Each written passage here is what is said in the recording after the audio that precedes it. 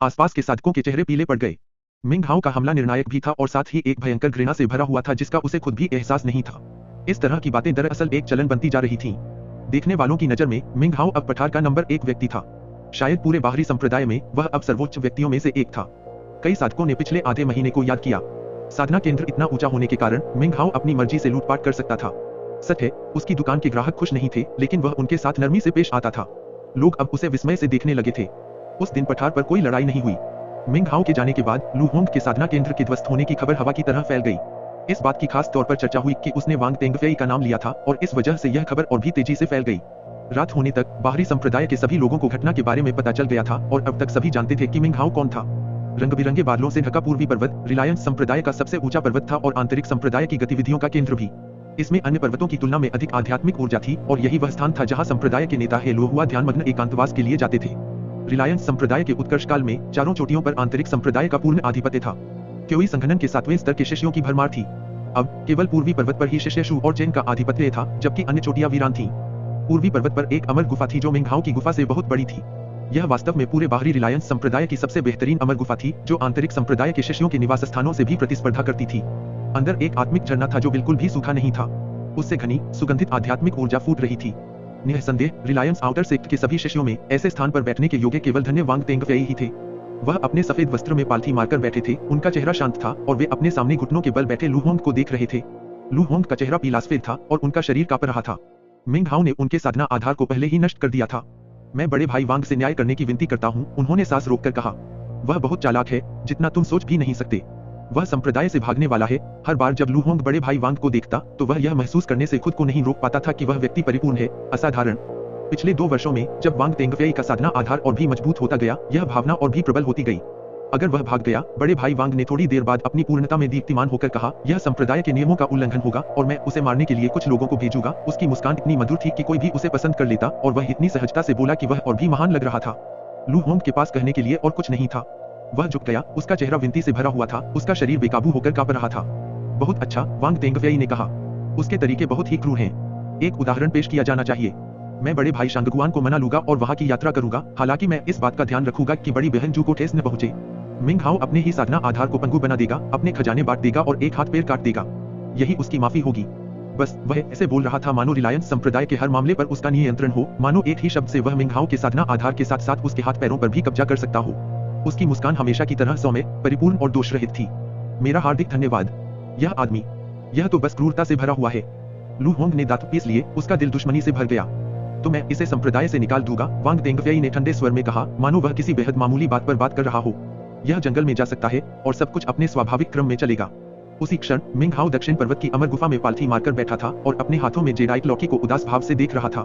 क्योई संघनन के चौथे स्तर को पार करके फिर उस लड़ाई में लड़ते हुए उसने अपनी लगभग सारी आध्यात्मिक ऊर्जा खर्च कर दी थी। लगभग कुछ भी नहीं बचा था। कम से कम उसे जादुई लॉकी तो मिल गई थी। ऐसा लग रहा था जैसे रिलायंस संप्रदाय में प्रवेश के बाद से सब कुछ सुचारू रूप से चल रहा था, लेकिन वास्तव में यह उसकी तीव्र बुद्धि और दूरदर्शिता के कारण था।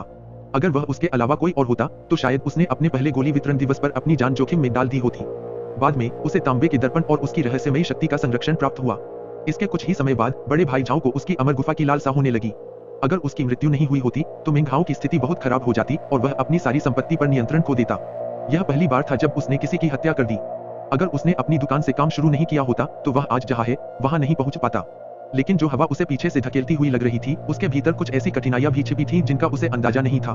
जो कुछ भी हुआ था वह किसी आने वाले तूफान की गड़गड़ाहट जैसा था। मिंग हाओ चुपचाप लॉकी की ओर देखता रहा। बाहरी संप्रदाय के नंबर 1 शिष्य आशीर्वाद प्राप्त वांग तेंगफेई के बारे में सोचता रहा। उसकी संपूर्णता के बारे में सोचते हुए मिंग हाओ को ऐसा लगा जैसे उस पर एक पूरे पहाड़ का दबाव आ गया हो। उसकी सांस लगभग रुक सी गई थी। वह भागना चाहता था, लेकिन वह जानता था कि वह कोई सेवक नहीं बल्कि संप्रदाय का एक शिष्य है। भागना संप्रदाय के नियमों का उल्लंघन था। इससे संप्रदाय के बुजुर्गों का ध्यान उसकी ओर जाता और वह निश्चित रूप से अपनी जान गंवा देता। काश मुझे पहले पता होता कि लू होंग के साथ वांग तेंगफेई भी हैं। मिंग हाओ बुदबुदाया। कुछ ही क्षणों बाद उसकी आंखों में अटल निश्चय भर गया। मैं भी यही करता। अगर मैं उस पर हमला नहीं करता तो वह मुझे मार डालता। मैंने उसे मजबूर नहीं किया, उसने मुझे मजबूर किया। दोनों ही स्थितियों में द्वेष बढ़ता ही जाता। अगर मैं पहले काओ यांग से नहीं मिला होता और उसे मुझे लूटने नहीं देता तो बात यही खत्म होती। अगर बात जान लेने तक भी पहुंचती तो भी मैं लोगों को मेरे व्यवसाय पर लालच करने से नहीं रोक सकता। अमर गुफा के चारों ओर उदास नजरों से देखते हुए उसकी आंखें चमक उठीं। यह बहुत बुरा है कि बड़ी बहन जू एकांत में ध्यान कर रही हैं। लू होंग के साधना केंद्र को अपंग बनाने के बाद उसने सबसे पहला काम उनकी तलाश में जाना था। लेकिन आंतरिक संप्रदाय में उसे बता दिया गया था कि एकांत में रहने वाले लोगों को परेशान नहीं किया जाना चाहिए। यह जेडाइट लॉकी, यह अविश्वसनीय रूप से शक्तिशाली थी, इतनी शक्तिशाली कि जब उसने अपने साधना आधार पर इसका परीक्षण किया तो यह इतनी जोर से फटी कि उसका दिल धड़क उठा। वह केवल कल्पना ही कर सकता था कि यह उसकी कितनी मदद कर सकती है। शायद अब वह आखिरकार क्यों संगठन के 5वें स्तर तक पहुंच पाएगा। अजीब बात यह थी कि लॉकी की बोतल उसके बैग में नहीं रखी जा सकती थी, बल्कि उसे उसके शरीर पर लटकाना पड़ता था। दुर्भाग्य से उसके पास अब और कोई आत्मा रत्न नहीं थे। उसने क्यों संगठन के तीसरे स्तर को पार करने के लिए उन सभी का उपयोग कर लिया था, अन्यथा वह लॉकी की बोतल की एक प्रति बनाने की कोशिश करता। यह संप्रदाय नश्वर संसार का नहीं है, यहाँ जान गंवाना आसान है। अगर मैं लॉकी की बोतल सौंपकर विपत्ति को रोक सकता हूँ तो शायद मुझे ऐसा ही कर देना चाहिए। वह ऐसा नहीं करना चाहता था, लेकिन ऐसा लग रहा था कि उसके पास और कोई विकल्प नहीं था। जब वह इन विचारों से जूझ ही रहा था, तभी अंधेरी रात से एक भयावह आवाज अमर गुफा के बंद दरवाजे के पास से आती हुई सुनाई दी। मैं शांगगुआन सोंग हूँ। वन शांगगुआन सोंग का चीनी में नाम शांगगुआन सोंग है। शांगगुआन एक अपेक्षाकृत अस्पष्ट पारिवारिक नाम है। सोंग मूलतः सिर्फ एक नाम है जिसका कोई विशेष अर्थ नहीं है, जो न्याय करने में बड़े भाई वांग की सहायता करने आया हूँ। मिंग हाओ, कृपया अमर गुफा से बाहर आए और मुझे प्रणाम करें। अंधेरी आवाज ने गुफा को बर्फीली ठंडी छाया से भर दिया। मिंग हाओ की आंखें चमक उठी और उसने अपना सिर उठाया। वह जरा भी हैरान नहीं लग रहा था, उसने अनुमान लगाया था कि कोई उसे ढूंढने आएगा। मिंग हाओ एक पल के लिए चुप रहा, फिर धीरे से बोला, रात हो गई है, यह सही समय नहीं है। बड़े भाई, अगर आपको कुछ कहना है तो कह दीजिए। कितना घमंडी है, आवाज ने स्पष्ट रूप से नाराजगी जाहिर करते हुए कहा। एक ठंडी खर्राटे निकली। मिंग हाओ चुप रहा, कुछ नहीं बोला। अगर तुम दरवाजा नहीं खोलोगे तो ठीक है, मैं बड़े भाई वांग के निर्देश बता दूंगा। बाहरी संप्रदाय के शिष्य मिंग हाओ ने पूरी तरह से साधना पर ध्यान केंद्रित नहीं किया है। उसने निम्न स्तरीय सार्वजनिक क्षेत्र में गड़बड़ी फैलाई है, साथ ही शिष्यों की व्यापक शिकायतें बटोरी हैं और दूसरों पर क्रूर तरीके अपनाए हैं। हालांकि वह युवा है, इसलिए इन अपराधों को मृत्युदंड के योग्य नहीं माना जा सकता।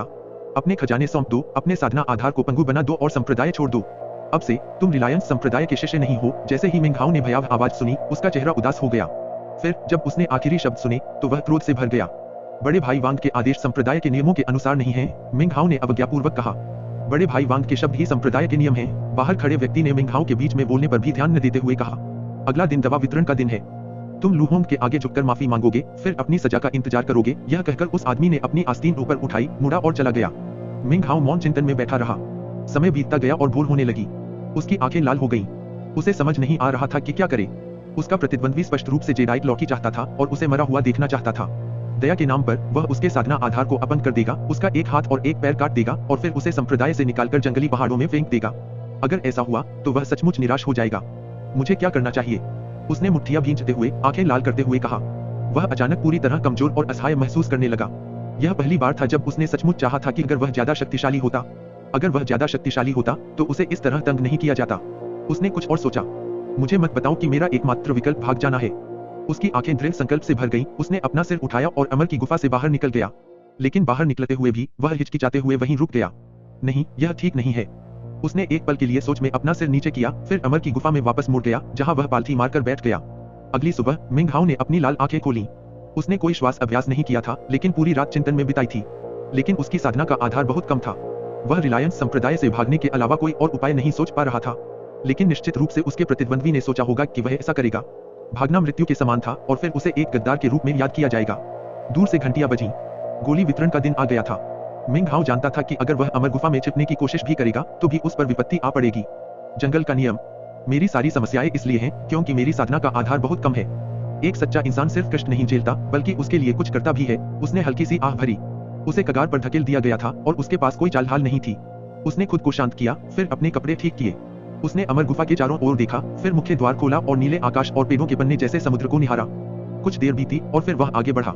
उसने कुछ ही कदम उठाए थे कि उसने देखा कि एक व्यक्ति उसके पीछे जंगल से निकल रहा है और उसे ठंडी निगाहों से घूर रहा है। तुम भागे नहीं तो तुम बेवकूफ तो नहीं हो? मिंग हाओ ने उस व्यक्ति की आवाज पहचान ली। वह शांगगुआन सोंग था। पता चला कि वह पीछे ही रह गया था। मिंग हाओ ने उसे पहले भी देखा था। वह उस दिन पूर्वी पर्वत पर वांग तेंगफेई के साथ चल रहे शिष्यों में से एक था। उसके दादा संप्रदाय के बुजुर्गों में से एक थे। वह यह देखने के लिए पीछे रुके थे कि क्या मिंग हाओ भाग जाएगा। अगर वह भाग जाता तो उसे देशद्रोही करार दिया जाता और उसकी जान चली जाती। मिंग हाओ मुड़ा और बाहरी संप्रदाय की ओर चल पड़ा। शांगगुआन सोंग ठिठुर कर हंसा, उसकी आंखों में उपहास भरा हुआ था। दरअसल वह पिछली रात अपने दादा शांगगुआन शी से मिलने गया था। अगर मिंग हाओ रात में भागने का फैसला भी करता तो वह फंस जाता और उसकी भयानक मौत हो जाती। शांगगुआन सोंग पूरे रास्ते मिंग हाओ का पीछा करता रहा। जब वे बाहरी संप्रदाय में पहुंचे तो एक एक करके दूसरे शिष्यों की नजर उस पर पड़ी और उनके चेहरों पर कई तरह के भाव उभर आए। फिर भी ऐसा लग रहा था जैसे सभी को इसकी उम्मीद थी और किसी को भी मिंग हाओ पर दया नहीं आ रही थी। ज्यादातर ने तो उसका मजाक उड़ाया। जल्द ही वह बाहरी संप्रदाय के चौक पर पहुंच गया। ग्रेग नक्काशीदार स्तंभ चमक रहे थे और शिष्य हर जगह थे। दूर से उसने श्वेत वस्त्रधारी वांग तेंगफेई को शिष्यों की भीड़ से घिरा देखा। सूरज की किरणें उसके श्वेत वस्त्र पर पड़ रही थीं, जिससे वह बर्फ की तरह चमक रहा था और उसके लंबे बाल उसके कंधों से नीचे तक लहरा रहे थे। वह एकदम सही, दोषरहित, किसी चित्र में दिखाए गए अमर प्राणी जैसा लग रहा था। उसके व्यवहार ने लोगों को उसे जानने के लिए प्रेरित किया। वह सचमुच एक चुने हुए व्यक्ति जैसा लग रहा था। वह अपने आसपास के शिष्यों से मिलनसारी से बातचीत कर रहा था, सभी के साथ मित्रवत व्यवहार कर रहा था, चाहे उनकी साधना का आधार कुछ भी हो। वह सिर हिलाकर साधना के बारे में सुझाव देता, जिससे सभी उसके साथ अत्यंत सम्मान से पेश आते। सभी महिला शिष्याएं उस पर मोहित लग रही थीं। ऐसा लग रहा था मानो उन्हें उसके साथ रहने की जरूरत हो, मानो उसकी हर हरकत उन्हें पागल कर दे। ऊंचे मंच पर बैठे संप्रदाय के बुजुर्ग भी उसे स्नेह और प्रशंसा से देख रहे थे। वांग तेंगफेई जहां भी जाता वह ध्यान का केंद्र बन जाता। उसका रूप, उसकी सौम्यता, उसकी पूर्णता मिलकर एक ऐसी चमकदार चमक में बदल गए जिसने मिंगहाओ की आंखों को जला दिया। उसने अपनी मुट्ठियां भींच लीं। जब सभी शिष्य पहुंचे और गोलियों का वितरण समाप्त हुआ तो सौम्य और सौहार्दपूर्ण वांग तेंगफेई ने मिंगहाओ की ओर एक बार भी नहीं देखा। वह जानता था कि मिंगहाओ उसे देख रहा है, लेकिन उसके लिए इसका कोई मतलब नहीं था, जैसे कोई झिंगुर उसे देख रहा हो। वह इतना भी नीचे नहीं झुकता था कि उसकी नजरों का जवाब दे। जब सब कुछ समाप्त हो गया और ग्रेग नक्काशीदार स्तंभ काले पड़ गए तो वांग तेंगफेई की कोमल आवाज हवा में गूंज उठी, इधर आओ। यह एक साधारण वाक्य था, लेकिन जैसे ही यह बोला सभी ने वांग तेंगफेई की ओर देखा और उसकी नजर मिंगहाओ पर पड़ी। मिंगहाओ वहीं अकड़कर खड़ा रहा, वांग तेंगफेई को घूरता रहा। उसे अचानक चौक में खड़े सभी शिष्यों की नजरें महसूस हुई। उसके बगल में खड़े साधक हट गए, जिससे मिंगहाओ के चारों ओर एक खुला क्षेत्र बन गया। उसके दिल में एकाकीपन का एहसास भर गया, मानो दुनिया ही उसे छोड़ देगी। ऐसा लग रहा था जैसे वांग तेंगफेई के एक ही शब्द ने उसे अस्तित्व की सीमा से परे धकेल दिया हो। किसी ने एक शब्द भी नहीं बोला। बाहरी संप्रदाय के शिष्य बस मिंगहाओ को देखते रहे। वांग तेंगफेई बहुत प्रसिद्ध थे। उनके शब्द सबके दिलों में गूंज रहे थे। जो कुछ हो रहा था उससे किसी को आश्चर्य नहीं हुआ। कल की घटनाओं की खबर फैल चुकी थी और बहुत से लोगों ने पहले ही अनुमान लगा लिया था कि आज क्या होगा। संप्रदाय के बुजुर्ग ऊंचे मंच पर स्थिर खड़े रहे, मिंगहाओ को निहारते रहे। संप्रदाय के नियम कहते हैं कि जो तुम लेते हो वह तुम्हारा है, मिंगहाओ ने एक शब्द जोर से बोलते हुए कहा। वह जानता था कि वांग तेंगफेई की तुलना में उसकी आवाज हास्यास्पद रूप से कमजोर और छोटी थी और उस पर हमला हो सकता था। फिर भी उसने अपनी बात रखी। वह जानता था कि अगर वह जेडाइट लौकी की बोतल निकालकर वांग तेंगफेई को दे दे और कुछ आंसू भरी मिन्नतें करे तो वांग तेंगफेई उसकी माफी नहीं ठुकरा पाएगा। इतने सारे लोगों के सामने तो नहीं। वह कुछ सजाए तो दे सकता है, लेकिन मिंगहाओ को उसके साधना केंद्र के साथ छोड़ देगा। शायद अगर वह गिड़गिड़ाए और झुके, स्वीकार करे कि वह गलत था, अपमान स्वीकार करे और खुद का अपमान भी करे, तो वह पूरी तरह से खतरे से बाहर हो जाएगा। लेकिन मिंगहाओ ऐसा कभी नहीं करेगा। उसे बेवकूफ और पागल कहो, लेकिन वह ऐसा कभी नहीं करेगा। भले ही वह जानता था कि वह एक भयानक विपत्ति का सामना कर रहा है, वह कभी भीख नहीं मांगेगा। वह कभी खुद को अपमानित नहीं करेगा, जमीन पर रेंगकर गिड़गिड़ाएगा नहीं, कभी नहीं। यही उसकी आत्मा थी, यही उसकी ईमानदारी थी। दुनिया में कुछ चीजें जिंदगी या मौत से भी ज्यादा महत्वपूर्ण होती हैं, और वह ने अटल अटूट आत्मा है गरिमा। इसीलिए उसने पहले एक शब्द बोला था। भले ही उसका प्रतिद्वंद्वी पहाड़ जैसा वांग तेंगफेई था, भले ही उसके सामने भयंकर विपत्ति थी, भले ही पूरी दुनिया उसके खिलाफ थी, भले ही वह अकेला था जिस पर भरोसा करने वाला कोई नहीं था, इन सब के बावजूद उसकी अपनी गरिमा थी। उसने अपना सिर ऊपर उठाया और बोला। यह मिंगहाओ था। उसके शब्दों ने मानो उसके शरीर की सारी ऊर्जा को जगा दिया हो। मौत क्या है? तो क्या हुआ अगर मैं 17 साल भी नहीं जी पाया? तुम मुझे अपमानित कर सकते हो, तुम मेरी साधना को पंगु बना सकते हो, लेकिन तुम मुझे कभी झुकने पर मजबूर नहीं कर सकते। तुम मेरी आत्मा को कभी नहीं तोड़ सकते। सन्नाटे में उसकी आवाज गूंज रही थी, साफ और अलग, फिर भी एक खास अकेलेपन से भरी हुई। बोलते हुए उसकी कड़वाहट साफ थी, लेकिन शायद सिर्फ मिंगहाओ ही उसे समझ सकता था। उसके हाथ मुट्ठियों में भींचे हुए थे। कोई और उसे महसूस नहीं कर सकता था, लेकिन वांग तेंगफेई के शब्दों के साथ एक अदृश्य हमला हुआ था जो मिंगहाओ को गिरने पर मजबूर करने की कोशिश कर रहा था। उसका शरीर मानो बिखरने वाला था, उसकी हड्डियां टूटने वाली थीं। उसे एक जबरदस्त दबाव महसूस हो रहा था जो उसे घुटने टेकने पर मजबूर कर रहा था। उसका शरीर कांप रहा था, लेकिन उसने दांत पीस लिए और अपनी हड्डियों के दर्द को नजरअंदाज करते हुए वहीं खड़ा रहा। वह खजाना मेरा है, वांग तेंगफेई ने एक दोस्ताना मुस्कान के साथ कहा। यह उसी का है जिसे मैं इसे दूं। मैंने इसे तुम्हें नहीं दिया, इसलिए तुम्हें इसे लेने का कोई हक नहीं है। उसके शब्द दोस्ताना लग रहे थे, लेकिन धमकी से भरे थे, जो सबके लिए साफ सुनाई दे रहे थे। मुस्कुराते हुए वह आगे बढ़ा, अपना हाथ उठाया और मिंगहाओ की दिशा में उंगली हिलाई। चौक में हवाएं तेजी से चल रही थीं, गोल गोल घूम रही थीं, जिससे शिष्यों के वस्त्र फड़फड़ा रहे थे। मिंगहाओ स्थिर खड़ा था, मानो चौक की हवा ही मौत बन गई हो और उसे जकड़े हुए हो। वह अपनी एक भी मांसपेशी नहीं हिला पा रहा था। अचानक उसके कपड़ों के भीतर से एक गुलाबी जेट पेंडेंट उड़कर उसके सामने मंडरा रहा था। एक गुलाबी ढाल प्रकट हुई, जिसने मिंगहाओ को सुरक्षा कवच से ढक लिया। वांग तेंगफेई हमेशा की तरह मिलनसार लग रहा था। उसकी हरकतें बिल्कुल सहज लग रही थीं, और जैसे ही उसने दूसरा कदम रखा, उसकी उंगली दूसरी बार हिली। दूसरी उंगली की गति रुकते ही एक धमाके की आवाज हुई। ढाल मुड़ी और मुड़ी, 3 बार टिमटिमाई, फिर एक बहरा कर देने वाले विस्फोट में बिखर गई। उसके सामने रखा जेट पेंडेंट, जो उसे बड़ी बहन जू ने उपहार में दिया था, टुकड़े टुकड़े हो गया। मिंगहाओ के मुंह से खून बहने लगा और उस पर दबाव बढ़ गया। उसने बिना डगमगाए अपने दांत पीस लिए। वह वहीं खड़ा रहा, कांपता हुआ, झुकने को तैयार नहीं। उसकी आंखों में एक गहरा अंधेरा छा गया और उसने अपनी मुट्ठियां और जोर से भींच लीं। उसके नाखून उसकी हथेलियों में गहरे धस गए। अपनी चिरपरिचित मुस्कान के साथ वांग तेंगफेई ने तीसरा कदम आगे बढ़ाया और सीधे मिंगहाओ के सामने आ गिरा। उसने तीसरी बार अपनी उंगली हिलाई और एक विशाल अदृश्य हाथ जैसी ताकत ने मिंगहाओ के कपड़े फाड़ दिए, जिससे उसके गले में लटकी जेडाइट लॉकी की बोतल दिखाई दी। अदृश्य हाथ ने लॉकी की बोतल छीन ली, उसे मिंगहाओ से छीनकर वांग तेंगफेई की हथेली में रख दिया। मिंगहाओ का चेहरा पीला पड़ गया और उसने मुंह भर खून खासकर बाहर निकाला। उसका शरीर कांप रहा था, फिर भी वह हिल नहीं पा रहा था। उसकी आंखों में खून की नसें दिखाई देने लगी और उसके हाथ, उसकी उंगलियां बहुत जोर से भींची हुई थीं। उसे अपने नाखूनों के मांस में गहरे गड़ने का दर्द महसूस हो रहा था। उसकी उंगलियों के बीच से खून टपककर जमीन पर गिरने लगा। अपने साधना आधार को अपंग बना दो, एक हाथ और एक पैर काट दो, संप्रदाय छोड़ दो। वांग तेंगफेई मुस्कुराता रहा, उसकी गर्मजोशी भरी आवाज पूरे चौक में गूंज रही थी। उसने चौथी बार अपनी उंगली बढ़ाकर मिंगहाओ की छाती की ओर इशारा किया। मिंगहाओ ने वांग तेंगफेई को घूर कर देखा। इस पूरे समय में उसने सिर्फ एक बार ही बात की थी, दूसरा वाक्य कहने के लिए कभी मुंह नहीं खोला। वह न तो चिल्लाया और नहीं दहाड़ा, बल्कि चुप रहा। उसकी आंखों में खून की और धारियां उभर आई और उसने अपनी मुट्ठियां और भी कस लीं। उसके द्वारा लगाई गई शक्ति के कारण उसके नाखून टूटकर उसके मांस में धस गए। खून बारिश की तरह टपक रहा था। सब कुछ शांत हो गया, लोग देख रहे थे, उनके चेहरे उपहास से भर गए थे। उनका उपहास उसे दुनिया से दूर कर रहा था, उसे तब तक दूर धकेल रहा था जब तक कि वह सब कुछ से बाहर न हो गया। और फिर भी वह झुकने को तैयार नहीं था। जरा सी शारीरिक पीड़ा क्या होती है। जैसे ही वांग तेंगफेई की उंगली फिर से गिरने ही वाली थी, दूर एक पर्वत शिखर से एक ध्वनि गूंजी और मिंगहाओ के बगल में एक कोमल शक्ति प्रकट हुई, जिसने अपंग उंगली को ढक दिया। एक धमाके की आवाज हुई। वांग तेंगफेई ने अपनी चौड़ी आस्तीन ऊपर उठाई और बगल की ओर देखा। वहां एक बूढ़ा आदमी खड़ा था, जिसने एक लंबा धूसर चोगा पहना हुआ था। उसके चेहरे पर कुछ धब्बेदार भूरे निशान थे और हालांकि वह काफी लंबा और विशाल था, लेकिन बहुत शक्तिशाली नहीं लग रहा था। यह वही व्यक्ति था जिसने पिछले 2 मौकों पर मिंगहाओ की प्रशंसा की थी। तुमने खजाना वापस ले लिया, बूढ़े आदमी ने कहा। बात को छोड़ दो, भौंहें चढ़ाकर उसने मिंगहाओ को देखा जो चुपचाप खड़ा था, उसकी मुट्ठियों से खून टपक रहा था। उसने आह भरी, फिर वांग तेंगफेई की ओर देखा। चूंकि यह ग्रैंड एल्डर ओयांग ही हैं जो मध्यस्थता कर रहे हैं, जूनियर मान जाएंगे, वांग तेंगफेई ने उदासीन भाव से मुस्कुराते हुए कहा। पूरे समय में उन्होंने मिंगहाओ से सिर्फ 2 बार बात की थी। सूरज की रोशनी उन पर पड़ रही थी, उनके सुंदर शरीर, उनके लंबे बालों और उनके आदर्श व्यवहार को रोशन कर रही थी। जहां तक उनका सवाल था, मिंगहाओ किसी कीड़े के बराबर भी नहीं थे। इस समय तक उन्होंने मिंगहाओ को अपने दिमाग से निकाल ही दिया था। खून से लथपथ मिंगहाओ हाथी के सामने खड़े एक कीड़े की तरह था, जो उसे एक ही कदम में कुचल सकता था। वांग तेंगफेई के लिए जो कुछ हुआ था, वह कुछ भी नहीं था। ऐसा नहीं था कि उन्हें मिंगहाओ के प्रति तिरस्कार महसूस हो रहा था, उन्हें बस उसकी जरा भी परवाह नहीं थी। मुस्कुराते हुए वह भीड़ में वापस चले गए, उदासीनता से बातें करते हुए, मानो कुछ हुआ ही न हो। उन्होंने निचले स्तर के शिष्यों को सौहार्दपूर्ण संकेत देना शुरू कर दिया। सभी महिला शिष्याएं उस पर आसक्त लग रही थीं। अन्य साधक उसे अत्यंत सम्मान की दृष्टि से देखते थे। सभी ने मिंगहाओ को अनदेखा कर दिया, मानो वे उसके अस्तित्व को भूल ही गए हों। मिंगहाओ वांग तेंगफेई के बिल्कुल विपरीत था। खून से लथपथ, फटे कपड़ों के साथ वह सचमुच एक दयनीय व्यक्ति लग रहा था। मिंगहाओ समझ सकता था कि वांग तेंगफेई उसके बारे में क्या सोचता है। यह तिरस्कार नहीं, बल्कि उपेक्षा थी। वांग तेंगफेई के जाते ही मिंगहाओ थोड़ा शांत महसूस कर रहा था, हालांकि उसके शरीर में इतनी तेज दर्द हो रहा था कि ऐसा लग रहा था कि वह गिर पड़ेगा। दांत पीसते हुए उसने हाथ जोड़कर ग्रैंड एल्डर ओयांग को सलाम किया। बिना एक और शब्द कहे मिंगहाओ ने एक और खून खास लिया, अपना जबड़ा भींच लिया और धीरे धीरे चल पड़ा। उसके पैर ऐसे लग रहे थे मानो किसी भी क्षण टूट जाएंगे। वह पसीने से लथपथ था और हर कदम पर दिल दहला देने वाला दर्द हो रहा था। एक कोड़े खाए कुत्ते की तरह वह धीरे धीरे दूर चला गया। जैसे ही वह चला गया, महापुरुष ओयांग कुछ कहने ही वाले थे, लेकिन उन्होंने मना कर दिया और बस उन्हें जाते हुए देखते रहे। मिंगहाओ अमर गुफा में लौट आया और जैसे ही मुख्य द्वार बंद हुआ, वह बेहोश होकर जमीन पर गिर पड़ा। वांग तेंगफेई पहले से ही छठे तल के शिखर पर था। मिंगहाओ की उससे तुलना करना असंभव था। हार मानने और घुटने टेकने से इनकार करने से उसे अंदरूनी चोटें जरूर लगी थीं। वह पूरे 2 दिन तक बेहोश रहा, जिसके बाद आखिरकार उसने अपनी आंखें खोली। उसका शरीर दर्द से कराह रहा था।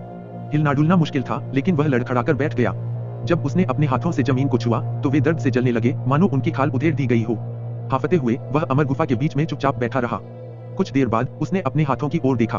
उसकी हथेलियों की त्वचा से 10 टूटे हुए नाखून बाहर निकले हुए थे। 2 दिन कोमा में रहने के बाद नाखूनों पर पपड़ी जम गई थी, लेकिन बैठने की कोशिश में वे टूट गए थे और अब खून बह रहा था। मिंगहाओ भावशून्य होकर अपने हाथों को देखता रहा। थोड़ी देर बाद उसने टूटे हुए नाखूनों को एक एक करके अपनी त्वचा से बाहर निकालना शुरू किया। उसकी कटी हुई हथेलियों से खून बहकर जमीन पर टपक रहा था और गुफा में खून की गंध फैल रही थी। पूरी प्रक्रिया के दौरान मिंगहाओ के चेहरे के भाव नहीं बदले। ऐसा लग रहा था जैसे वे हाथ उसके अपने ही नहीं थे। उसके भीतर एक खास निर्दयता थी जो अब साफ दिखाई दे रही थी। उसने नीचे 10 खून से लथपथ नाखूनों को देखा। नाखूनों से थोड़ी देर बाद उसने उन्हें इकट्ठा किया और कमरे में पत्थर के बिस्तर के पास रख दिया। उसने हर दिन उन्हें देखने की योजना बनाई ताकि उसे मिले अपमान की याद रहे। वह दिन आएगा जब उस अपमान का 2 गुना बदला चुकाया जाएगा।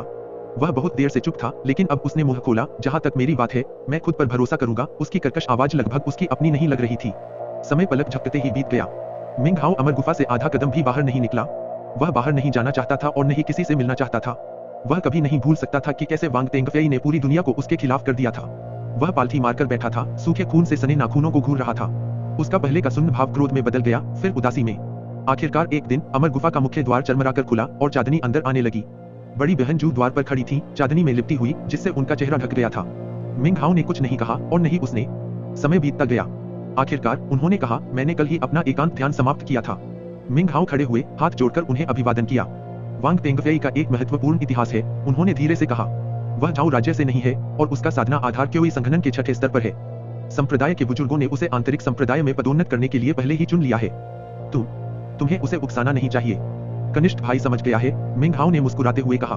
उसकी अभिव्यक्ति अपनी सामान्य अवस्था में लौट आई, मानो उसने जो कुछ हुआ था उसके बारे में कोई चिंतन छोड़ दिया हो। हालांकि उसकी आंखों की गहराई में कुछ ऐसा था जो उसके 16 साल के जीवन में पहले कभी नहीं दिखाई दिया था। यह एक ठंडी रोशनी थी जिसे उसने इतनी गहराई से दबा रखा था कि केवल वही उसे महसूस कर सकता था। बाकी लोग अनजान थे। लेकिन बड़ी बहन जू ने कहा, अगर वह तुम्हें और परेशान करता है तो तुम्हें बस इस पर्ची को तोड़ना होगा और मैं इसे महसूस कर लूंगी, भले ही मैं एकांत में ध्यान कर रही हूँ। एक क्षण बीता और फिर उसने अपना हाथ हिलाया। उसके बगल में एक बैंगनी रंग की जेल पर्ची दिखाई दी। उस दिन मैं जिन 4 लोगों को पहाड़ पर लाया था, उनमें से आप बाहरी संप्रदाय में पदोन्नत होने वाले पहले व्यक्ति हैं। आपके साथी, जिनके साथ आपने उत्तरी सेवकों के क्वार्टर में काम किया था, आज पदोन्नत हो रहे हैं। कल भोर में वह बाहरी संप्रदाय में पंजीकरण के लिए पहुंचेंगे। यह कहकर वह जाने के लिए मुड़ी। बहुत बहुत धन्यवाद बड़ी बहन। मैं एक प्रश्न पूछना चाहता हूँ, उन्होंने कहा। मुझे उम्मीद थी कि बड़ी बहन मुझे समझा सकेंगी। मेरा साधना आधार क्योई संघनन के चौथे स्तर पर है। मेरी छिपी हुई प्रतिभा को देखते हुए आपको क्या लगता है कि 7वें स्तर तक पहुंचने में मुझे कितना समय लगेगा? 1 साल से भी कम समय में क्योई संघनन के चौथे स्तर तक पहुंचना इस बात का संकेत है कि आपकी साधना में आपको काफी सौभाग्य मिला है। आपको विस्तार से बताने की जरूरत नहीं है और मैं भी नहीं पूछूंगा। ऐसे सौभाग्य के बिना इसमें सबसे तेज गति से भी 10 साल लग सकते हैं। धीमी गति से इसमें 60 साल के चक्र का आधा समय लग सकता है। चौथा, छठा और 8वां स्तर, खासकर छठा, सभी अड़चने हैं। थोड़े से सौभाग्य के बिना 7वें स्तर तक पहुंचना मुश्किल है। क्या सबके साथ ऐसा होता है? सबके साथ। फिर वह चली गई। मिंग हाओ पालथी मारकर बैठ गया, उसकी आंखों में एक तेज नजर चमक रही थी। 1 घंटे बाद वह उठा और कई दिनों में पहली बार अमर गुफा से बाहर निकला। ऋतुएं फिर से बदल रही थी और ऐसा लग रहा था कि कुछ ही दिनों में पतझड़ आ जाएगा। पत्तों का रंग बदलने लगा था और पहाड़ों और घाटियों में हवा बह रही थी। चमकते चाँद के नीचे मिंग हाओ एक छोटे से रास्ते से जंगली पहाड़ों की ओर बढ़ रहा था। सब कुछ शांत था और केवल गिरते पत्तों की हल्की सरसराहट सुनाई दे रही थी जब मिंग हाओ उत्तरी पर्वत की ओर बढ़ रहा था। वह फैटी से मिलना चाहता था। पूरे संप्रदाय में वही उसका एकमात्र दोस्त था। उत्तरी नौकरों का क्वार्टर इतनी रात में शांत था। जैसे ही वह पास पहुंचा, उसने हवा में खर्राटों की आवाज सुनी, एक खास तरह के खर्राटों की जिसकी उसे नौकर के रूप में अपने 4 महीनों में आदत हो गई थी।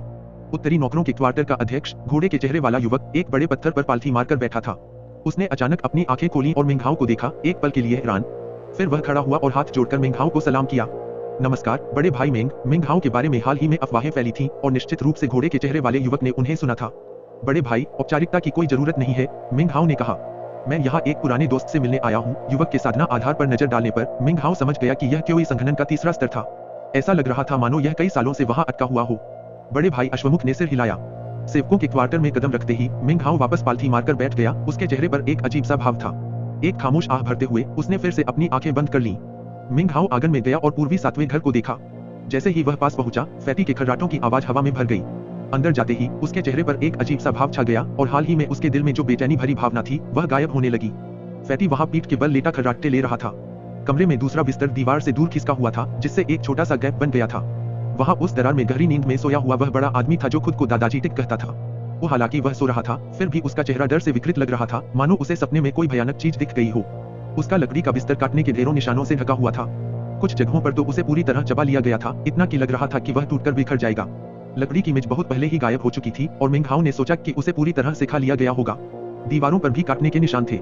इसके ठीक उलट फैटी का बिस्तर काटने के निशान से रहित था। कोने में बैठा बड़ा आदमी कांप उठा, फिर एक दयनीय चीख निकली। वह स्पष्ट रूप से किसी बुरे सपने की चपेट में था। उसकी दुर्बलता और आंखों के नीचे काले घेरों को देखते हुए ऐसा लग रहा था कि वह हाल ही में ठीक से सो नहीं पाया था। मिंग हाओ केवल उन दयनीय परिस्थितियों की कल्पना कर सकता था जिन्होंने उसे इस हालत में पहुंचा दिया था। लगता था कि उसकी चीख ने फैटी को जगा दिया था, जो परेशान सा उठ बैठा, फिर मिंग हाओ को देखा। वह अचानक उत्तेजित हो गया। जंगली मुर्गा? क्या तुम कोई जंगली मुर्गा लाए हो? मिंग हाओ ने उसकी तरफ देखा, अपनी मुस्कान रोक नहीं पाया। वह पहले जैसा ही गोलमटोल था, जाहिर है उसका वजन जरा भी कम नहीं हुआ था। दरअसल वह थोड़ा मोटा लग रहा था। उसके दांत भी लगभग आधे लंबे हो गए थे। जब वह बात करता तो वे चमकते थे। मैंने सुना है कि तुम ची संघनन के पहले स्तर पर पहुंच गए हो, उसने मुस्कुराते हुए कहा, इसलिए मैं तुमसे मिलने आया था। मैं इतनी जल्दी में था कि मुझे मुर्गा लेने का भी समय नहीं मिला। वह फैटी के बगल वाले बिस्तर पर बैठ गया और उसके दांत देखने लगा। अपने साधना आधार पर गर्व करते हुए फैटी ने बात करना शुरू कर दिया। मिंग हाओ ज्यादा कुछ नहीं बोला, बल्कि फैटी की बकबक सुनता रहा। जल्द ही चाँद ढलने लगा और सूरज उगने लगा। मिंग हाओ के दिल के जख्म भी मिटने लगे और सिर्फ निशान रह गए। अमर गुफा में लगे नाखून और उसकी आंखों का ठंडापन मिलकर मिंग हाओ के अंदर एक और परिपक्व रूप ले लिया। भोर होते ही मिंग हाओ फैटी के साथ चला गया। दादा टाइगर उन्हें जाते हुए देख रहे थे, उनके चेहरे पर आंसू बह रहे थे। उनके आंसुओं ने फैटी को भावुक कर दिया और इससे पहले कि वे आंगन से निकल पाते, वह दौड़कर वापस आया, उसे गले लगाया और फिर कुछ कहा। उसने जो कुछ भी कहा उससे उस बड़े आदमी का चेहरा पीला पड़ गया और उसका शरीर कांपने लगा। तुमने उससे क्या कहा? मिंग हाओ ने पूछा जब वे बाहरी संप्रदाय पहुंचने ही वाले थे। वह एक अच्छा इंसान है। तुम्हारे नौकरों के क्वार्टर से जाने के बाद वह मेरा दोस्त बन गया। मेरे जाने से वह इतना परेशान था कि मैं इसे बर्दाश्त नहीं कर सका। उसके चेहरे पर एक पीड़ा भरी अभिव्यक्ति दिखाई दी। मैंने उससे कहा था कि मैं जरूर बार बार मिलने आऊंगा। वह सख्त दिखता है, फैटी भावुक होकर बोला। लेकिन वह असल में थोड़ा डरपोक है। सोते समय उसे हमेशा बुरे सपने आते हैं। बेचारा। मिंग हाओ ने कुछ नहीं कहा, नहीं उस आदमी के बारे में कुछ और पूछा। जैसे ही वे दोनों बाहरी संप्रदाय से गुजरे, लोगों ने मिंग हाओ को देखा। उनके हाव भाव अजीब थे, मानो वे उसका जायजा ले रहे हों। अरे, लगता है तुमने बाहरी संप्रदाय में सचमुच माहौल बिगाड़ दिया है, मिंग हाओ, फैटी ने उत्साह से कहा। सब तुम्हें देख रहे हैं। उसने मन ही मन सोचा कि मिंग हाओ के पीछे होने के कारण बहुत कम लोग उसे धमकाएंगे। मिंग हाओ मुस्कुराया, लेकिन कुछ नहीं बताया। जब वे लगभग खजाने के मंडप के पास पहुंच गए तो मिंग हाओ रुक गया। उसने फैटी को इमारत की ओर आते देखा। जितनी देर में आधी अगरबत्ती जलती है, फैटी उत्साह से वापस लौट आया। उसके हाथ में एक छोटी तलवार थी जिस पर मछली जैसे शल्कों की एक परत चढ़ी हुई थी। वह जरा भी तीखी नहीं बल्कि खुरदरी थी। देखो मिंग हाओ, मुझे जो खजाना मिला है यह वाकई एक बड़ा खजाना है। उसने तलवार हवा में लहराई और मिंग हाओ पूछने ही वाला था कि इसका क्या इस्तेमाल हो सकता है, तभी फैटी ने अपना मुंह खोला और उससे अपने दांत पीसने लगा। एक खरोंचने जैसी आवाज सुनाई दी और मिंग हाओ समझ नहीं पा रहा था कि उसे हंसना चाहिए या रोना चाहिए। वाह, फैटी ने कहा और उसका उत्साह बढ़ता ही जा रहा था। मेरे दांत लगातार लंबे होते जा रहे हैं और मैं उन्हें घिसने के लिए लगातार चीजें ढूंढता रहता हूँ, लेकिन जो भी मिलता है वह कुछ ही दिनों में टूट जाता है। मैं इस खजाने से उन्हें हमेशा के लिए घिस सकता हूँ। मिंग हाओ ने फैटी को बाहरी संप्रदाय दिखाया। उसने उसे अमर गुफा में अपने साथ रहने की पेशकश भी की, लेकिन फैटी ने मना कर दिया। वह बहुत लंबे समय से एक रूममेट के साथ रह रहा था और बाहरी संप्रदाय में अपनी जगह बनाने के लिए उत्सुक था। मिंग हाओ ने चाहे जो भी कहा, उसने मना कर दिया। जब वे उसके घर पहुंचे तो वह पूरी तरह से संतुष्ट लग रहा था। मिंग हाओ ने उस पर कोई जोर नहीं डाला। जब रात गहरी हो गई तो वह अमर गुफा में लौट आया और पालथी मारकर बैठ गया। समय उड़ता गया और जल्द ही 3 महीने बीत गए। 2 महीने पहले मिंग हाओ ने निम्न स्तरीय सार्वजनिक क्षेत्र के पास अपनी दुकान फिर से खोल ली थी। शायद वांग तेंगफेई के साथ जो हुआ था उसकी वजह से किसी ने उसे कोई परेशानी नहीं दी और जल्द ही उसका व्यवसाय फिर से चल निकला। जल्द ही उसने अपने प्रसाद में जादुई वस्तुएं भी शामिल कर लीं और व्यवसाय और भी बढ़ गया। लेकिन अब कंपनी में 1 से ज्यादा लोग थे। उसके साथ एक मोटा किशोर था जो लगातार उड़ती हुई तलवार से अपने दांत साफ करता रहता था। उसे व्यापार की अच्छी समझ थी और वह लगातार सामान बेचता रहता था। सार्वजनिक क्षेत्र। जल्द ही वह व्यवसाय में मुख्य शक्ति बन गया। मिंग हाओ के सहयोग से, जो स्वयं प्रवेश नहीं कर सकता था, उन्होंने अच्छा खासा मुनाफा कमाया। एक दिन जब सर्दी पड़ गई थी और हवा में बर्फ के टुकड़े छा गए थे, मिंग हाओ पठार के किनारे पालथी मारकर ध्यान कर रहा था। अचानक फैटी चीखा और एक व्यक्ति को पकड़कर मिंग हाओ की ओर घसीटने लगा। मिंग हाओ, देखो यह कौन है? मिंग हाओ ने आंखें खोली और देखा कि फैटी उत्साह से एक युवक को घसीट रहा है। नाटा, पीला और दुर्बल, वह पीले मोटे फैटी से बिल्कुल अलग लग रहा था। मिंग हाओ ने उसे पहचान लिया। वह उस समूह के सदस्यों में से एक था जिसे उस दिन रिलायंस संप्रदाय में लाया गया था और वांग यूकाई के साथ एक अलग पहाड़ पर सेवकों के क्वार्टर में ले जाया गया था। उस समय वह मजबूत और नेकदिल लग रहा था, लेकिन अब वह उदास और बुरे हालात में लग रहा था। हालांकि उसकी आंखों में एक खास कठोरता थी जो बाहरी रिलायंस संप्रदाय के कुछ अविस्मरणीय अनुभवों की गवाही दे रही थी। इसके अलावा उसने क्योई संगठन के केवल पहले स्तर पर ही सार्वजनिक क्षेत्र में प्रवेश करने का साहस किया। नमस्कार बड़े भाई मेंग, युवक ने थोड़ा उत्साहित दिखते हुए कहा। लेकिन फिर वह उत्साह गायब हो गया और उसने हाथ जोड़कर मिंग हाओ को अत्यंत सम्मानपूर्वक सलामी दी। क्या आप अभी संप्रदाय में प्रवेश कर गए हैं? मिंग हाओ ने आह भरते हुए अपने शुरुआती दिनों को याद करते हुए उससे पूछा। लगभग 1 महीना हो गया है, उसने सिर झुकाते हुए कहा। वांग यूकाई का क्या हुआ? वह मर गया, युवक ने चेहरे पर एक शून्य भाव लिए कहा। उसके मुंह से ये शब्द निकलते ही उसकी आंखों में दुहक के भाव उभर आए। वांग यूकाई मर गया, फैटी ने सदमे में कहा। मिंग हाओ चुप रहा। सर्विंस क्वार्टर में हम पानी भरने के लिए जिम्मेदार थे, उसने बताया। बड़े भाई यूकाई को लगा कि मैं बहुत छोटा हूँ, इसलिए उन्होंने मेरी बहुत मदद की। एक बार पहाड़ी रास्ते पर हवा का एक तेज झोंका आया और वह एक चट्टान से गिर गया। मैंने 2 महीने तक उसके शरीर की तलाश की, लेकिन मुझे केवल कुछ टूटी हुई हड्डियां ही मिली। उसे जंगली जानवरों ने खा लिया होगा। फैटी के चेहरे पर दुहक के भाव आ गए और मिंग हाओ ने आह भरी। चारों एक ही समय पर पहुंचे, लेकिन 1 साल से भी कम समय में उनमें से एक की मौत हो गई। मिंग हाओ को बहुत बुरा लगा और उससे भी ज्यादा बुरा तब लगा जब उसे याद आया कि बड़े अंकल वांग का सिर्फ एक ही बेटा था। छोटे बाघ, तुम हमारे साथ रहो। मिंग हाओ के रहते कोई भी तुम्हें परेशान करने की हिम्मत नहीं करेगा, फैटी ने भावुक होकर युवक के कंधे पर थपथपाया। नहीं, कोई बात नहीं, मैं ठीक हूँ, युवक हिचकिचा रहा था और मिंग हाओ समझ गया कि वह कुछ सोच रहा था। अंत में उसने सिर हिलाया और फैटी के प्रस्ताव को अस्वीकार कर दिया। उसने हाथ जोड़कर उन्हें सलाम किया, फिर पठार से दूर चला गया। उसके साथ क्या हुआ है? फैटी ने अभी भी सदमे में पूछा। हर किसी के अपने राज होते हैं, मिंग हाओ ने धीरे से कहा। शायद उसे कोई ऐसा सौभाग्य मिला होगा जिसके बारे में वह बात नहीं करना चाहता। वरना वह क्यों संघनन के पहले स्तर पर ही यहाँ क्यों आया होगा। मिंग हाओ उस युवक को दूर जाते हुए देखकर सोच में डूबा हुआ सा लग रहा था। अगर छोटे बाघ के पास कोई राज भी हो तो भी हम चाहे तो उसे खुद ही खोज सकते हैं। वह हमें नीची नजर से देख रहा है। फैटी सोच में पड़ गया। उसका व्यक्तित्व खुला और सीधा था और वह किसी भी तरह की साजिश नहीं करता था। किसी को नेकनियति से कुछ देना और इस तरह ठुकरा दिया जाना जाहिर तौर पर उसके क्रोध को बढ़ाता था। दक्षिण स्वर्ग की भूमि के निचले इलाकों में सर्दी कम होती थी और लगभग पल भर में बीत जाती थी। बसंत की गर्मी आ गई और फूल खिल गए। फिर से अप्रैल आ गया। मिंग हाओ को रिलायंस संप्रदाय में आए 1 साल बीत चुका था। फैटी की मदद से उसने निम्न स्तरीय सार्वजनिक क्षेत्र से काफी स्पिरिट स्टोन और उससे भी ज्यादा औषधीय गोलियां और जादुई वस्तुएं इकट्ठा कर ली थीं। वह अक्सर राक्षसी जानवरों का शिकार करने के लिए जंगली पहाड़ों में जाता था। अपनी खोज में वह काले पहाड़ के पास भी घूमता था, लेकिन हमेशा खाली हाथ लौटता था। काले पर्वत क्षेत्र से निकलने वाली गर्जनाएं और भी तेज होती जा रही थीं, इसलिए मिंग हाओ अंदर जाने की हिम्मत नहीं जुटा पाया। उसके पास एक तीसरे स्तर का राक्षसी कोर था जिसे उसने तांबे के दर्पण से कई बार दोहराया। अंततः उसका साधना आधार चौथे स्तर के मध्य तक पहुंच गया, लेकिन फिर उसकी प्रगति लगभग रुक गई। चाहे उसने कितनी भी औषधीय गोलियां खाई, इससे उसकी आध्यात्मिक ऊर्जा थोड़ी और शुद्ध हुई। वह एक सीमा तक पहुंच गया था और 5वें स्तर और अपनी बहुप्रतीक्षित पवनचलन तकनीक तक नहीं पहुंच पा रहा था। मिंग हाओ की मदद से फैटी क्योई संघनन के दूसरे स्तर पर पहुंच गया, जिससे उसे बहुत विस्मय हुआ। उस अप्रैल में 5वें स्तर से ऊपर के सभी बाहरी संप्रदाय के शिष्यों, साथ ही बड़ी बहन जू और बड़े भाई चेन को संप्रदाय से बाहर भेज दिया गया। वे सभी 2 या 3 ऐसे युवाओं के साथ लौटे जिनमें छिपी हुई प्रतिभा थी, जो बाद में सेवक बन गए। साल में एक बार, यही संप्रदाय का नियम था। संप्रदाय के अस्तित्व को जारी रखने का यही एकमात्र तरीका था। वसंत की हवा पूरे देश में बही, अपने साथ ठंड भी ले गई। गर्मी लौट आई। जल्द ही पतझड़ आ गया और फिर अक्टूबर आ गया। इस दौरान रिलायंस संप्रदाय में 2 महत्वपूर्ण घटनाएं घटी। पहली घटना संप्रदाय के एक प्रमुख बुजुर्ग से संबंधित थी। संप्रदाय के नेता के अलावा, जिनके बारे में सभी कहते थे कि वे पहले ही मूल गठन चरण तक पहुंच चुके थे, 2 अन्य प्रमुख बुजुर्ग भी थे जो नीम स्थापना तक पहुंच चुके थे। उनमें से एक, जो प्रत्येक साधक अपनी दीर्घायु के अंत में लगभग 150 वर्ष की आयु में ध्यान करते हुए चल बसा। जब मिंग हाओ को इसकी भनक लगी तो उसने आसपास पूछताछ की और पुष्टि की कि वह महापुरुष ओयांग नहीं थे। जब साधक आधार स्थापना तक पहुंचते हैं तो उनकी दीर्घायु 150 वर्ष तक बढ़ जाती है। यह एक लंबा समय लगता है, लेकिन वास्तव में यह एक बहुत ही गहन अवधि होती है। यदि साधक मूल निर्माण तक नहीं पहुंच पाता है तो बाद के वर्षों में वह केवल ध्यान में ही बैठ सकता है, सिकुड़ता जाता है, उसकी ची और रक्त धीरे धीरे क्षीण होते जाते हैं। हालांकि मूल निर्माण तक पहुंचने के बाद दीर्घायु 2 गुनी होकर 300 वर्ष हो जाती है। महापुरुष की ध्यान में मृत्यु के कारण रिलायंस संप्रदाय बुरी स्थिति में आ गया।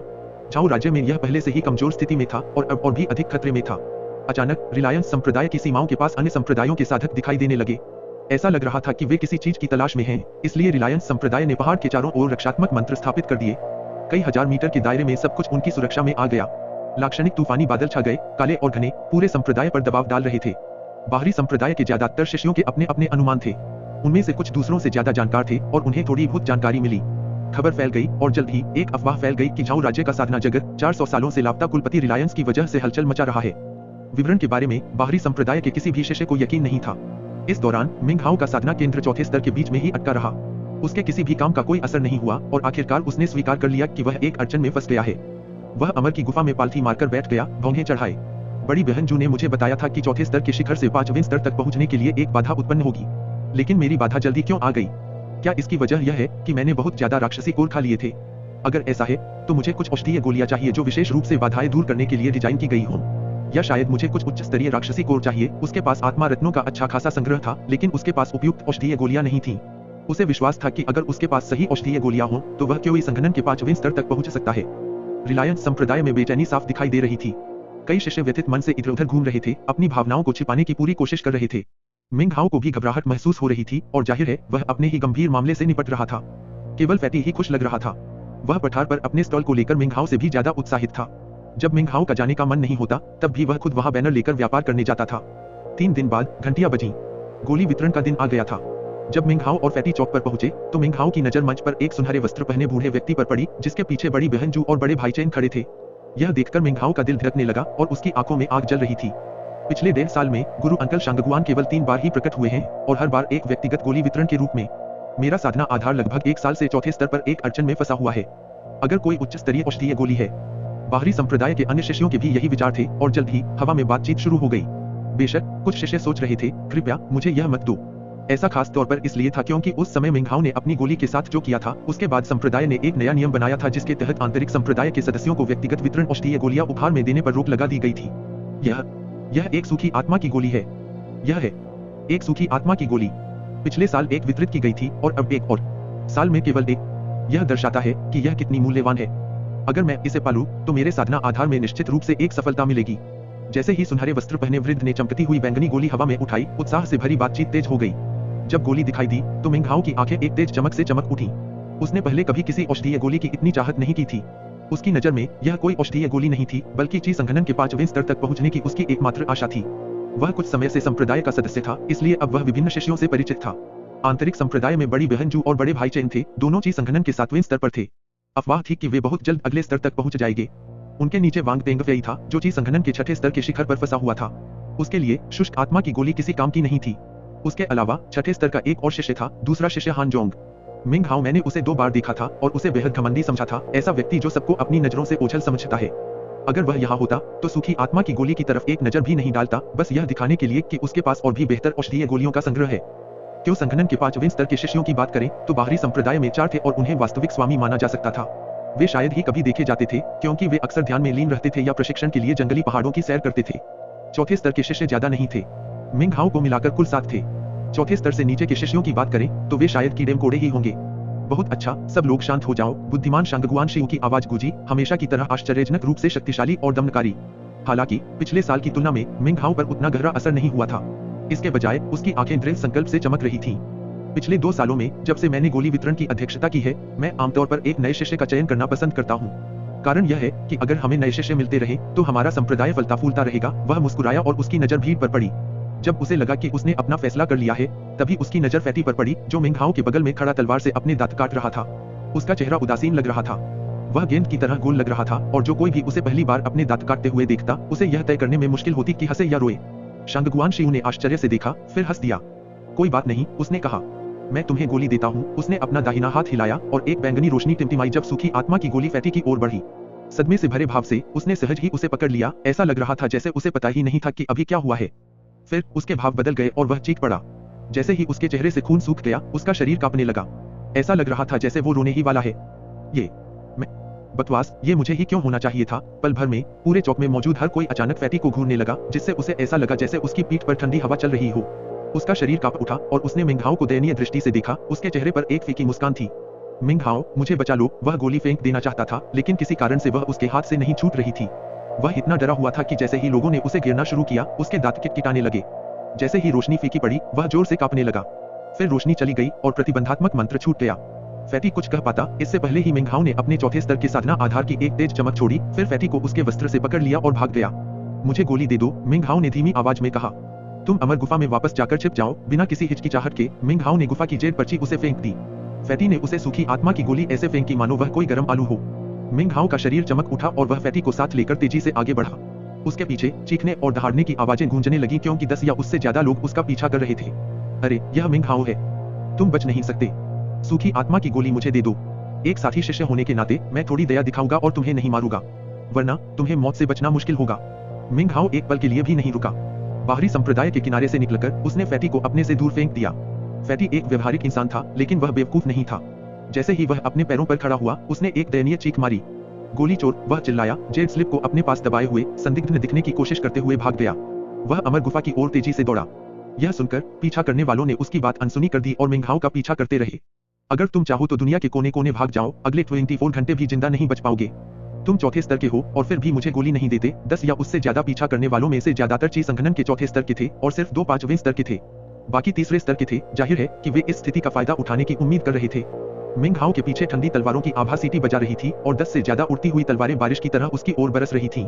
लेकिन वह सूखी आत्मा की गोली को अपने पास रखने के लिए दृढ़ था और उसे फेंकने से इनकार कर दिया। मुझे बस 24 घंटे सहना है, फिर गोली मेरी हो जाएगी, उसने आंखों में दृढ़ संकल्प चमकते हुए कहा। तब मैं आखिरकार ची संघनन के 5वें स्तर तक पहुंच पाऊंगा। उसने अपनी गति बढ़ा दी। जंगली पहाड़ों में राक्षसी जानवरों का शिकार करने में इतना समय बिताने के बाद उसकी अधिकतम गति कम नहीं थी और वह पहाड़ी इलाकों से ज्यादातर दूसरे साथी शिष्यों से ज्यादा परिचित था। इसलिए बाहरी संप्रदाय छोड़कर वह पहाड़ों की ओर दौड़ पड़ा। पीछे मुड़कर आती तलवारों की आभा को देखते हुए मिंग हाओ ने अपने थैले पर थपथपाया, जिससे एक औषधि की गोली निकली, जिसे उसने तुरंत निगल लिया। फिर उसने अपनी उड़ती हुई तलवारें पीछे की ओर उछाल दी। धमाक धमाक धमाक। कई पेड़ शक्तिशाली उड़ती तलवारों से टकराकर टुकड़े टुकड़े हो गए, जो इधर उधर उड़ गए। कुछ मिंग हाओ से दर्दनाक तरीके से टकराए। विस्फोट से गति ग्रहण करते हुए वह कई मीटर दूर जा गिरा। इससे पहले कि वह जमीन पर गिर पाता, 4 ज्वाला सर्प और 3 जल ग्लोब उसकी ओर झपटे। 2 ज्वाला सर्प लगभग 18 मीटर लंबे और एक इंसान जितने मोटे थे और उनसे इतनी तेज गर्मी निकल रही थी कि आसपास के कुछ पेड़ों में आग लग गई। ये 5वें स्तर के शिष्यों का काम होगा, जो समूह में सबसे तेज भी थे। हवा की तरह उसकी ओर उड़ते हुए उनके पैर जमीन पर भी नहीं पड़े। उनके चेहरे क्रूर भावों से भरे थे। दरअसल उनमें एक दूसरे के लिए जरा भी दया नहीं थी।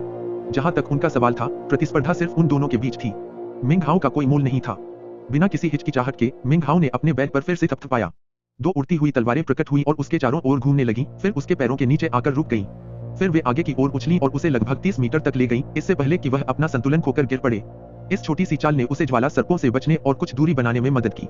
उसके पीछे हवा में भयंकर चीखें गूंज रही थीं। यह एक ऐसी तकनीक थी जो मिंग हाओ ने खुद बनाई थी।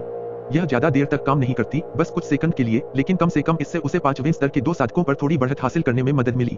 अगर मैं क्योई संघनन के 5वें स्तर का होता, मिंग हाओ ने मन ही मन सोचा, मेरे पास पवनचलन तकनीक होती, तब मैं उड़ती तलवार पर ज्यादा देर तक टिक पाता और ज्यादा आसानी से बच निकलता। अफसोस की बात है कि यह असल में उड़ना नहीं है। पहले से भी ज्यादा वह क्योई संघनन के 5वें स्तर तक पहुंचने के लिए तरस रहा था। बिना पीछे मुड़कर देखे वह तेजी से आगे बढ़ता गया। दरअसल उसने जो रास्ता चुना था वह बेतरतीब नहीं था। जैसे ही ड्राई स्पिरिट पिल फैटी के हाथों में आई, उसका दिमाग तेजी से दौड़ने लगा था। उसने जंगली पहाड़ों को इसलिए चुना था क्योंकि उसकी डेस्टिनेशन कोई और नहीं बल्कि राक्षसी जानवरों से भरा काला पहाड़ था। कुछ देर सोचने के बाद उसने तय किया कि उसका सबसे बड़ा फायदा तांबे का दर्पण था। दर्पण के साथ उसके पास उस क्षेत्र में बचने की अच्छी संभावना थी, भले ही वह खतरनाक था और उस अशुभ दहाड़ते जानवर को रोके हुए था। यह खास तौर पर तब सच था जब लोग उसके पीछे पीछे अंदर आते। अगर ये लोग मुझे काले पहाड़ में खदेड़ देंगे तो मुझे उन्हें मारने के लिए मजबूर होना पड़ेगा। उसके चेहरे पर एक कठोर भाव उभर आया। वह 1 साल से ज्यादा समय से रिलायंस संप्रदाय का हिस्सा था और अब वह पहले जैसा कमजोर विद्वान नहीं रहा। बाहर से वह ज्यादा बदला हुआ नहीं लग रहा था। वह थोड़ा लंबा हो गया था और उसकी त्वचा पहले की तरह ही सांवली थी, लेकिन उसका दिल दृढ़ निश्चय से भरा था। वांग पेंगफेई वाले मामले के बाद यह खास तौर पर सच था। वह जानता था कि वह सिर्फ खुद पर भरोसा कर सकता है। एकमात्र सच्चा रास्ता मजबूत बनना है। साधना की दुनिया में जंगल का कानून चलता है, सावधानी और दृढ़ता से काम लेना चाहिए। वे लगातार उसका पीछा करते रहे। तलवारों की आभा चमक रही थी। कुछ ही देर में 5वें स्तर के 2 साधक लगभग उसे पकड़ ही चुके थे। उनकी आंखें हत्या से भरी हुई थीं। अभी अभी मिंग हाओ ने एक विशेष चाल का उपयोग करके उनके हमले से बच निकला था। वांग पेंगफेई और हान जोंग के अलावा वे बाहरी संप्रदाय में उच्च स्वामियों जैसे थे, इसलिए उन्हें यह विशेष रूप से अपमानजनक लगा। उन्होंने एक ही समय पर हमला किया था और फिर भी मिंग हाओ बच निकलने में कामयाब रहा, जिसे स्वीकार करना उन दोनों के लिए कठिन था। अब वे उसे पहले से भी ज्यादा मारना चाहते थे। जहां तक उसकी तलवार चलाने की तकनीक का सवाल है, उन्होंने इस पर जरा भी विचार नहीं किया। 4थे स्तर का कोई भी साधक ऐसा कर सकता था, लेकिन उनके साधना आधार को देखते हुए ऐसा करना आध्यात्मिक ऊर्जा की बर्बादी होगी, भले ही इससे कुछ अतिरिक्त गति मिले। मिंग हाओ को इस तकनीक का उपयोग करते देखकर उन्होंने उपहास किया। ऐसी चालें चलने से उसकी आध्यात्मिक ऊर्जा देर सवेर क्षीण हो जाएगी। देखते हैं इस बार तुम बच निकलते हो, वे एक दूसरे की तरफ देखते हुए चिल्लाए। उनमें से एक अचानक एक विशाल पक्षी की तरह आगे बढ़ा। हवा में ही उसने हाथ हिलाया और 2 विशाल दहाड़ते हुए ज्वाला सर्प मिंग हाओ की ओर झपटे। दूसरा आदमी मिंग हाओ का पीछा करता रहा। उन दोनों ने एक चिमटा सा हमला किया, एक हवा में और एक जमीन पर, मिंग हाओ की मौत की नियति तय करने के लिए तैयार। तुम अब भी मौत को स्वीकार नहीं करोगे, उनमें से एक ने भयानक मुस्कान के साथ कहा। उसकी जानलेवा मंशा हवा में गूंज रही थी। मिंग हाओ के हाव भाव नहीं बदले। उसने ठंडी सांस ली। उसने सूखी आत्मा की गोली छीनने की हिम्मत की थी, तो जाहिर है उसने कुछ खास तरकीबें तैयार रखी थीं। उसने अपने बैग पर थपथपाया और अपनी आस्तीन फड़फड़ाई। 6 उड़ती हुई तलवारें प्रकट हुईं। उनकी तलवारों की आभा आपस में जुड़ गई और फिर मिंग हाओ से दूर बाहर की ओर तेजी से निकल गईं। धमाका! मिंग हाओ ने दर्द से एक हल्की चीख निकाली जो पहाड़ों तक गूंज उठी। जब पीछा कर रहे दोनों साधकों ने विस्फोट सुना तो वे आश्चर्य से हांफने लगे। उन्हें समझ नहीं आ रहा था कि ऐसी आवाज क्यों हुई। उस तेज गर्जना के बीच मिंग हाओ ने मुंह भर खून थूका, फिर भी उसका शरीर दूर जा गिरा। उसके पीछे हमले का असर कम हो गया और ज्वाला सर्प खून जमा देने वाली चीखों के साथ गिर पड़े। 5वें स्तर के साधकों के पास कुछ कदम पीछे हटने के अलावा कोई विकल्प नहीं था। वे धूल से सने हुए थे, उनके चेहरे अविश्वास से भरे हुए थे। धिक्कार है, कैसी निर्दयता! उसने एक साथ 6 उड़ती तलवारें उड़ा दी। कोई आश्चर्य नहीं कि उसने एक दुकान खोल ली। उसके पास असल में कितनी उड़ती तलवारें हैं। दोनों ने गहरी सांस ली, लेकिन हिचकिचाए नहीं। अपनी पवनचलन तकनीक की पूरी गति का उपयोग करते हुए वे फिर से पीछा करने के लिए दौड़ पड़े। मिंग हाओ को खुद को डराने नहीं देना चाहते थे। उनके अनुमान के अनुसार मिंग हाओ के पास इतनी उड़ने वाली तलवारें नहीं बची थीं। अगर उसने निम्न स्तरीय सार्वजनिक क्षेत्र में एक दुकान भी खोली होती तो भी उसके पास इतनी जादुई वस्तुएं नहीं हो सकती थीं। इस बार तुम जरूर मरोगे। दोनों पीछा करने वालों ने अपनी गति बढ़ा दी और जंगली पहाड़ों में प्रवेश किया। इस बिंदु पर पीछा कर रहे 4थे स्तर के शिष्यों ने उन्हें पकड़ लिया। उनमें से एक वांग तेंगफेई का मित्र शांगगुआन सोंग था। उसका साधना केंद्र क्यों संघनन के 4थे स्तर के शिखर पर था। उसका चेहरा गंभीर था। वह मन ही मन में मिंग हाओ की गति से डर रहा था। फिर भी वह पीछा करता रहा। समय धीरे धीरे बीतता गया और जल्द ही 1 घंटा बीत गया।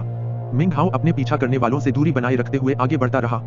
कई बार वह खतरे में आया, लेकिन हर बार उसने एक उड़ती हुई तलवार निकाली, उसे विस्फोटित किया और बच निकला। यह देखकर पीछा कर रहे 5वें स्तर के साधक हक्के बक्के रह गए। वे मन ही मन करा उठे। उन्होंने कभी सोचा भी नहीं था कि मिंग हाओ के पास इतनी सारी उड़ती हुई तलवारें होंगी। अब तक उसने लगभग 12 तलवारें विस्फोटित कर दी थीं। उसकी तलवार चलाने की तकनीक के साथ उसकी बचने की गति काफी तेज थी। अरे, अगर उसके पास और भी उड़ने वाली तलवारें हों तो भी मुझे यकीन नहीं हो रहा कि वह और भी तलवारें निकाल पाएगा। खैर, जिस गति से वह बना रहा है और उन सभी उड़ती हुई तलवारों को विस्फोटित कर रहा है, उसने बहुत ज्यादा आध्यात्मिक ऊर्जा खर्च की है। सही, उसका साधना आधार क्यों संघनन के चौथे स्तर पर है, मेरे जितना गहरा नहीं। उड़ती तलवारों पर सवार होने के लिए आध्यात्मिक ऊर्जा का उपयोग करने से इतनी बर्बादी होती है कि आपकी जान भी जा सकती है। पीछा कर रहे 5वें स्तर के 2 साधक अब उत्तेजित हो रहे थे, और फिर भी जैसे ही उनकी बातचीत खत्म हुई, उनकी नजर आगे मिंगहाओ पर पड़ी और उन्होंने कुछ ऐसा देखा जिससे उन्हें कोई राहत नहीं मिली। भागते हुए भी मिंगहाओ ने दूसरा थैला निकाला, जिसमें से उसने मुट्ठी भर औषधीय गोलियां निकाली और उन्हें निगल लिया। उसने यह सहजता से किया जिससे देखने वालों को ऐसा लगा जैसे उसके पास अनगिनत औषधीय गोलियां हैं। दरअसल यह सच था। अगले 4 घंटों में दोनों पीछा करने वालों को पता चला कि उसके पास भारी मात्रा में उड़ती तलवारें और औषधीय गोलियां हैं। वे पहले ही बहुत हिल चुके थे। क्या दुकान खोलना इतना लाभदायक है, उन्होंने सोचा। वे क्यों संघनन के 5वें स्तर के साधक थे और औषधीय गोलियों के बिना रह ही नहीं सकते थे। इसके अलावा अपनी खोज में इतना प्रयास करने के बाद वे हार मानने को तैयार नहीं थे। अनिच्छा से उन्होंने कुछ गोलियां निकाली और उन्हें खा लिया, फिर अपना पीछा जारी रखा। उनके दिल मिंगहाओ को मारने की इच्छा से भरे हुए थे। छठा पहर आते आते मिंगहाओ के सामने एक काला अंधेरा पहाड़ प्रकट हो गया था। दूसरे जंगली पहाड़ों के बीच छिपा हुआ उससे एक भयानक ठंडी हवा निकल रही थी। ऐसा लग रहा था मानो वह भयावह अंधकार से भरा हो। जब उसने पहाड़ को देखा तो उसकी आंखें चमक उठी। रास्ते में उसने बहुत ऊर्जा खर्च की थी और उसे थोड़ा सा गहरा पछतावा हुआ। उसके लिए हर उड़ती तलवार और हर औषधीय गोली की कीमत आत्मा रत्नों से थी, लेकिन वह अभी इस बारे में ज्यादा चिंता नहीं कर सकता था। बिना किसी हिचकिचाहट के उसने काले पहाड़ पर निशाना साधा। पीछा कर रहे 2 साधक उसके पीछे पीछे अंदर आ गए। कुछ और देर एक एक करके और भी पीछा करने वाले गुजर गए।